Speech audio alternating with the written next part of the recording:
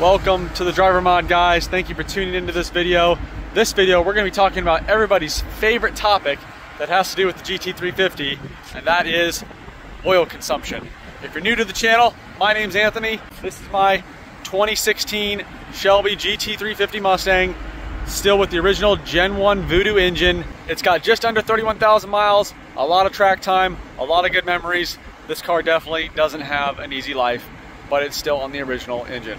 So thank you for tuning into this GT350 owner tips video. I hope you find it helpful. If you do find it helpful, definitely like this video. Leave a comment down below on what you thought was most helpful. And if you're new to the channel, again, hit that subscribe button. I would personally and greatly appreciate it, as it helps us out tremendously on the channel. We're almost at 10,000 subscribers. Now, this video isn't going to go into depth onto how to take care of your GT350. This is simply going to be the top 3 reasons why your GT350 may be burning oil if your GT350 is consuming oil. Now, everything we're going to go over in this video is based on my 9 years experience with this platform of vehicle. I worked on these cars when they first came out at the dealership. This car I've known for its entire life since it was dropped off at the dealership in February 2016. If you want to learn more on how to take care of your Voodoo, on how to take care of your GT350, what my theories are in terms of, how to properly warm them up, maintenance, all that kind of stuff, I'll leave a link for a video right up here where I get into some detailed Voodoo ownership and maintenance. Definitely check that video out. It's very helpful. I want to keep this video as short as possible and keep to the topic at hand, which is oil consumption. Now, it's no mistake, guys, the GT350 does tend to scare a lot of people away from owning it because of the dreaded oil consumption. Whether it's on the street, on the track, or a mix in between, this video is for you.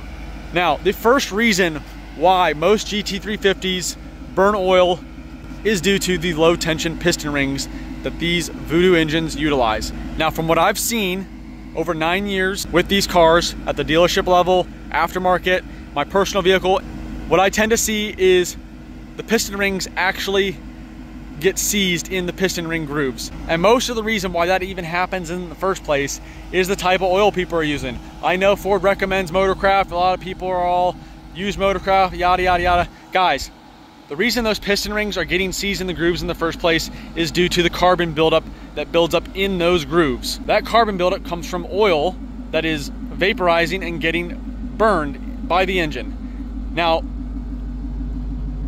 Motorcraft does have a very low vaporization point. It starts to vaporize around 230 to 240 degrees oil temperature. Well, these cars easily get up to 230, 240 degrees oil temperature, especially when you're on the track. But also, you're gonna have a lot of blow by when the engine's too cold and the engine hasn't everything hasn't fully sealed up in there. So if you drive the car too much when it's very cold and you don't let it properly warm up, you're gonna have excessive blow by, and whether you have oil vaporizing or you're getting blow by due to just the overall oil and engine temperature, both of those are going to create excessive carbon buildup in the ring gaps, which is going to seize those piston rings, not allowing them to properly seal in the combustion chamber, and then that exaggerates the problem, and it's a double-edged sword. Now the rings are seized, now they're not properly sealing, so that's going to create even more blow by and oil consumption, and it's kind of a vicious cycle after that. Once you've got to that point where your piston rings are stuck in those grooves, it's kind of over. You can try some, aggressive detergents in the oil, maybe some transmission fluid to try and break some of that stuff up. But honestly, once you got to that point, your engine's gonna need to be, you're definitely gonna need some new rings. You might need the cylinders rehoned, and at a minimum. But to really try and get on top of that problem and not ever let it persist or get to a point where you're gonna run into those issues, as soon as you can, guys, get rid of that Motorcraft oil. Don't use Mobil 1 either. It has the same issues. You want to use a good high quality synthetic oil like Amsoil, Driven. Those two definitely seem to be the best oil to use for these cars. I've got almost 31,000 miles on my car and it doesn't have any of those issues. We're gonna leave it right there as far as the piston rings go. Again, vicious cycle. You want to try and avoid it. Now, your next main culprit as to why your Voodoo is burning oil is ringland failure. Now, this happens when you have some pre-detonation going on in the engine because you have excessive oil consumption. You've got oil that's vaporizing, getting into the combustion chamber, and when oil gets into the combustion chamber, that severely reduces the octane rating of the air-fuel mixture. And these cars are 12-to-1 compression, guys. It's a very high-strung engine. So when you have that lower octane in there, you could create some detonation just by extra oil being in the combustion chamber. I don't want to call the ringlands fragile, but I have seen many cases where they actually break. When that happens, you might have some cold start misfires, some drivability issues, just due to that one cylinder that broke, not getting proper compression. It's going to scar up the cylinder wall, and at that point, you're going to need to re-sleeve that cylinder or replace the entire engine block, depending on how bad it is and where that broken piece ends up. Most of the time, it falls into the oil pan, and yeah, you might be able to get away with just sleeving the one cylinder, but at that point, it might be better to just replace the engine at that point. Now, the third and final reason why GT350s burn oil is definitely the least common of the three, and that is the engine valve seals. The valve seals sit above the valve stems in the cylinder heads. The cylinder heads get really hot, the engine gets really hot, especially when you're pushing on the track, and those seals, the rubber, over time they get hard, they get brittle, and they allow oil to seep past the seal itself over the valve and into the combustion chamber. The biggest way you're going to check for that is, one, you're going to notice you're burning a lot of oil. You want to get on top of it as soon as possible. That way you avoid potentially those first two issues popping up. Easiest way to check for excessive oil consumption due to the valve seals is let the car warm up and idle to full operating temperature, and then let it idle for like 10 to 15 minutes, and then give it some RPM. Rub the throttle a couple times, and if you see a bunch of bluish smoke come out the back, your valve seals are definitely on their way out. Your valve seals at that point are definitely what need to be replaced at that time. It's a pretty in-depth job. Valve cover's got to come off. Depending on how good your technician is or the shop you're at, you can do the valve seals without removing the cylinder heads, but it's a pretty labor-intensive job either way.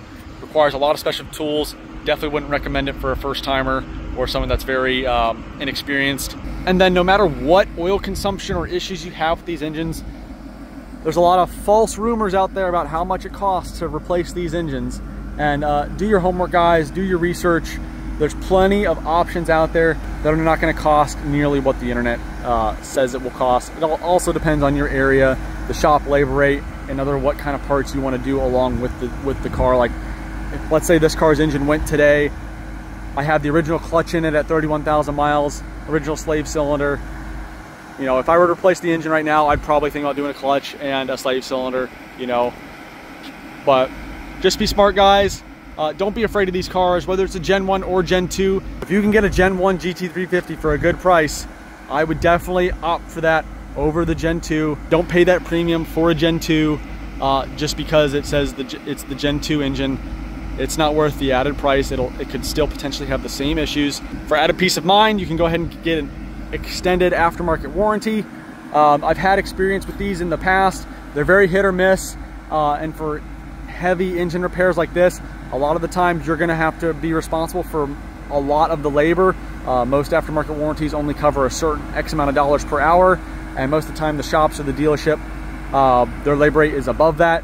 So you're gonna come out of pocket. It's not gonna be a free repair. You're gonna pay your deductible plus the the labor hour difference. So if they'll cover $100 an hour and the shop charges $150 an hour, you're gonna be responsible for $50 an hour for this repair. But also they want you to pay to have the engine torn down and diagnosed, and